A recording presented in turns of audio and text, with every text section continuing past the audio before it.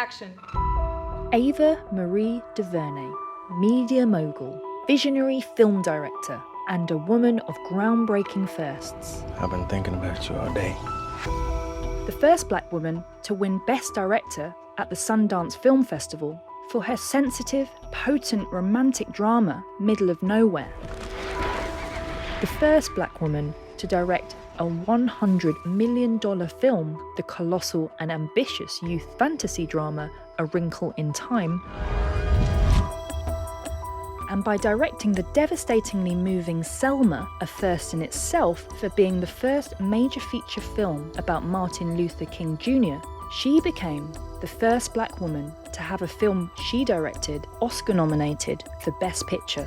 And it's not hard to see why. That means protest, that means march, that means disturb the peace, that means jail, that means risk, and that is hard. But as DuVernay has pointed out herself, she is not the first black woman to make films that deserve such praise. What did you think running off like that? What about Casey Lemons, director of the sumptuous melodrama Eve's Bayou? Julie Dash, with her languid reimagining of the resilient sisterhood of South American gulas in Daughters of the Dust. Boycott these places! How about Yujan Palsi, director of A Dry White Season, an unflinching look at apartheid-era South Africa? But while DuVernay's more high-profile work like Selma undoubtedly builds on the momentum these women created, she deserves credit for far more than just good timing. But we shall be victorious in our quest. So what is it that makes DuVernay and her work so trailblazing?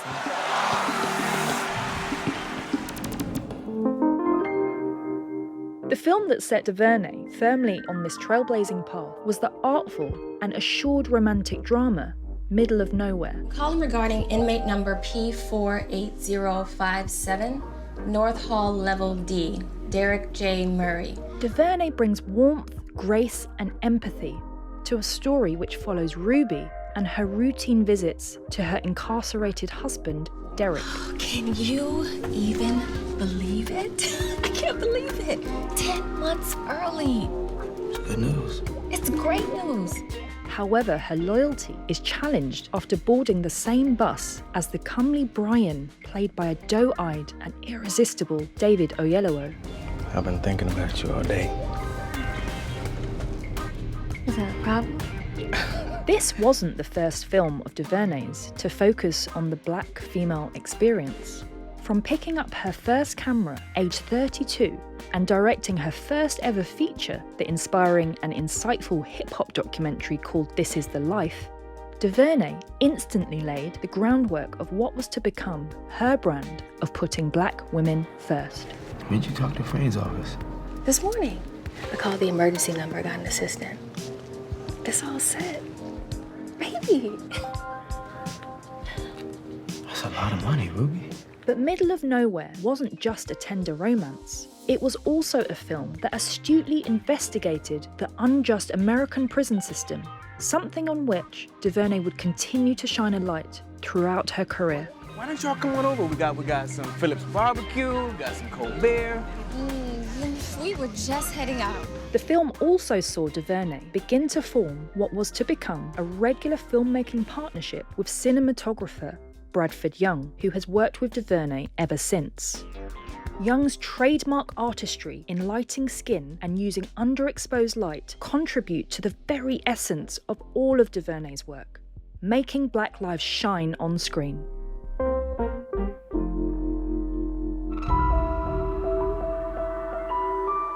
This isn't right.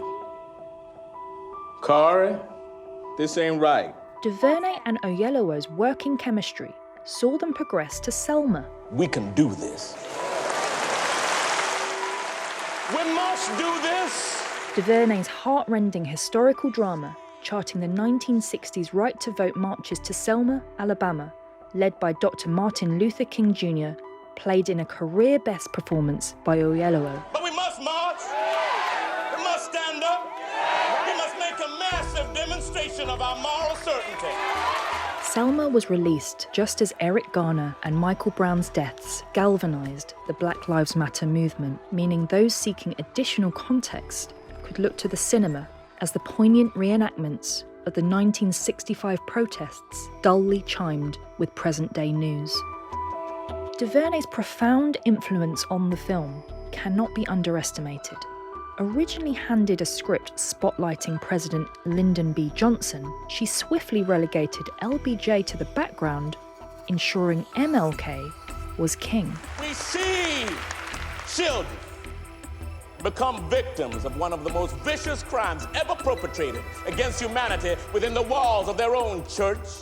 With the rights to Martin Luther King's speeches tied up by Steven Spielberg, DuVernay rose to the challenge of writing the powerful and rousing speeches you hear in the film. They say to us that it is unacceptable for more than 50% of Selma to be Negro, and yet less than 2% of Negroes here being able to vote and determine their own destiny as human beings.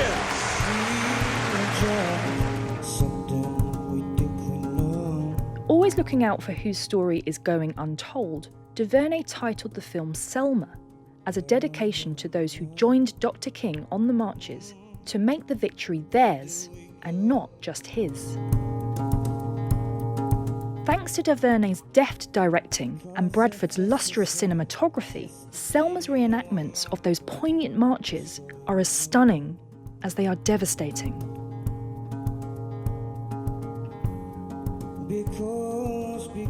Despite Oscar-worthy work from Oyelowo and DuVernay, Selma left that year's Oscars with only one award, Best Original Song, a deserved win for Common and John Legend for their righteous instant anthem, Glory. Thank you.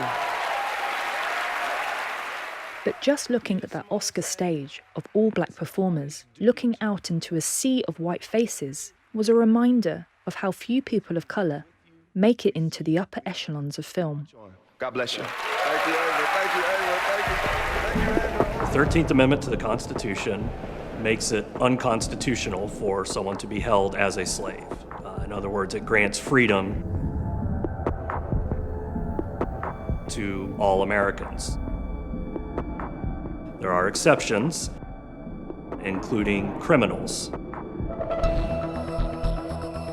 After the success of Selma came DuVernay's vigorously intelligent feature-length documentary 13th, which powerfully explores the absurd fact that 97% of the current prison population never stood trial. Slave again. The 13th Amendment says that, hey, except for criminals, everybody else is free. Well, now if you're criminalized, that doesn't apply to you. Her original intention was to show how prison works as a modern-day labour industry. But after interviewing crucial civil rights activists, the historian in DuVernay realised 13th needed to go back further. History is not just stuff that happens by accident. We are the products of the history that our ancestors chose, if we're white. So, to clarify the power and responsibility of film, she opens with the infamous 1915 film from D.W. Griffith, Birth of a Nation. The film, presenting Ku Klux Klan members as heroes, was considered the first ever blockbuster, profoundly influencing the film industry and American culture. Birth of a Nation remains one of the most obscenely racist portrayals of black people on screen, and juxtaposed with the other, more recent footage from 13th, DuVernay shows us how its reverberations are still being felt today in the treatment of black lives. We have been consistently being murdered as a result of police aggression.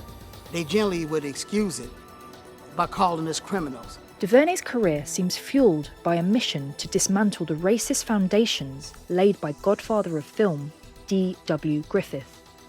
Her work adds dynamics, life, and soul to the black and brown people she puts on screen, especially women and girls. It's a mission she's staying true to. She's even turned down an offer to direct a certain superhero movie, the tremendously successful and proudly Afrofuturist Black Panther, showing that DuVernay wasn't about to stray from her lane. With lavish Disney fantasy adventure A Wrinkle in Time, DuVernay was given a budget of $100 million, the most she or any black woman had enjoyed. The film reimagines Madeline L'Engle's 1962 book, which sees quietly ferocious Meg, her hilariously prim but adorable brother Charles Wallace, and gooey-eyed Calvin save the world and her father from an evil universe. Take a moment to think about the youth fantasy films of your childhood. Maybe you were freaked out by the terrifying German existentialism of Wolfgang Petersen's never-ending story. Maybe you liked the weird fantasy world of Jim Henson's Labyrinth. Did you say hello? No, I said hello, but that's close enough. 90s kids might remember laughing at the supernatural comedy of Matilda.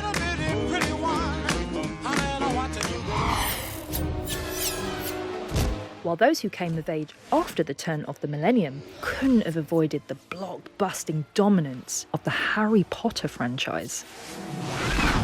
White, am I right? Recognising this, DuVernay helped create balance for black girls who rarely get to be the hero. Meg is front and centre throughout, driving the narrative. Do you trust me? I trust you! Okay.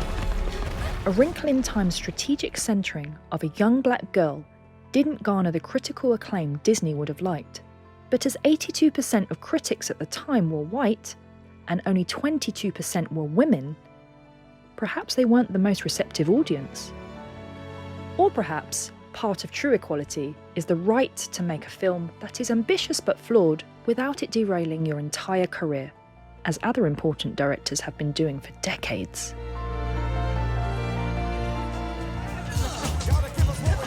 Her next project tackled the case of the Central Park Five. The superb 4-part drama series might be about a specific case, but it's a familiar story for the generations of black and brown men who have endured the assumption of criminality and have been branded as wild animals. DuVernay sensitively uses this miscarriage of justice as an extreme example that exposes all the wider facets of a biased criminal justice system. Hey, you got ID? The case may be known as the Central Park Five, but true to her principles, DuVernay wanted to rewrite history while humanising the boys who had been portrayed as animals. The ambiguous title, When They See Us, invites us to question who they are and who us might be. The fact that Ava DuVernay is the first black woman to break so many glass ceilings with her visionary, political and personal films is both cause for celebration and an indictment of an industry that has kept artists like her at a distance.